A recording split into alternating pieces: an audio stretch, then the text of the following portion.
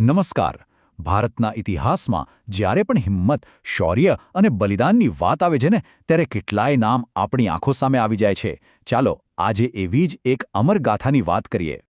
જરા વિચારો તો ખરા, એક એવો સમય જ્યારે એક વિદેશી સામ્રાજ્ય સામે ટક્કર લેવાની હતી, જ્યારે પોતાની માતૃભૂમિ અને પોતાના સ્વાભિમાન માટે બધું જ દાવ પર લગાવી દેવાનું હતું.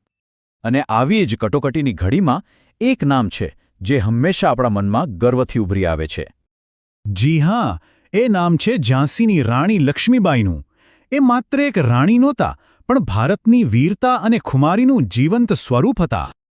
તો ચાલો આપણે એમની સફરને શરૂઆતથી જાણીએ, સમજીએ કે આટલી બહાદુરી આવી ક્યાંથી, અને એની શરૂઆત થાય છે એમના અસાધારણ બાળપણથી. એમનું નામ તો મણિકર્ણિકા, પણ બધા એમને લાડથી મનુ કહીને બોલાવતા. અને આ મનુ છે ને, એ કોઈ સાધારણ બાળક નહોતા. જે ઉંમરે બીજા બાળકો ઢીંગલીઓથી રમતા હોય, ત્યારે મનુ ઘોડા પર સવાર થઈને તલવાર અને ભાલા ચલાવતા શીખી રહ્યા હતા. એમના જીવન પર એક નજર કરીએ તો વારાણસીમાં જન્મ, પછી ઝાંસીના રાજા સાથે લગ્ન અને મહારાણી બનવું. પણ પછી આવ્યું સંકટ, રાજાનું અવસાન અને અંતે 1858માં દેશ માટે શહીદી. ખરેખર એમની આખી જિંદગી એકદમ ઉતાર-ચઢાવથી ભરેલી હતી. એમની જિંદગીમાં સૌથી મોટો વળાંક ત્યારે આવ્યો જ્યારે ઝાંસીના રાજા ગંગાધર રાવ મૃત્યુ પામ્યા.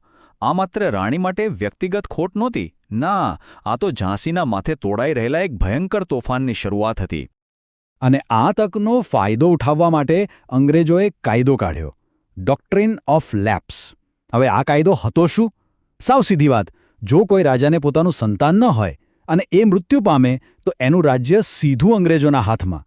દત્તક પુત્રને કોઈ અધિકાર નહીં, અને બસ ઝાંસી આ જાળમાં ફસાવાની તૈયારીમાં હતું. તો આ ષડયંત્ર સામે રાણીએ શું કર્યું? એમણે જે જવાબ આપ્યો ને, એ શબ્દો નહોતા, એ તો સિંહણની ગર્જના હતી.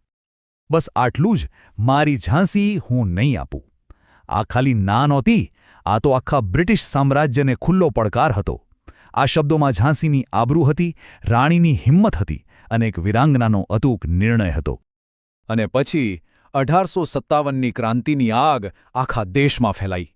ત્યારે રાણી લક્ષ્મીબાઈ મહેલ છોડીને સીધા જંગના મેદાનમાં કૂદી પડ્યા, હાથમાં તલવાર લઈને પોતાની સેનાની આગેવાની કરવા. એમનું યુદ્ધભૂમિનું જે દ્રશ્ય છે ને, એ તો એમના દુશ્મનો પણ ભૂલી નહોતા શક્યા. જરાક આંખો બંધ કરીને એ દ્રશ્યને જોવાનો પ્રયત્ન કરો. એક હાથમાં દુશ્મનો પર તૂટી પડવા માટે ચમકતી તલવાર, તો બીજા હાથમાં પોતાના તેજ ઘોડાની લગામ, અને સૌથી મહત્વનું, પીઠ પર પોતાનો દત્તક દીક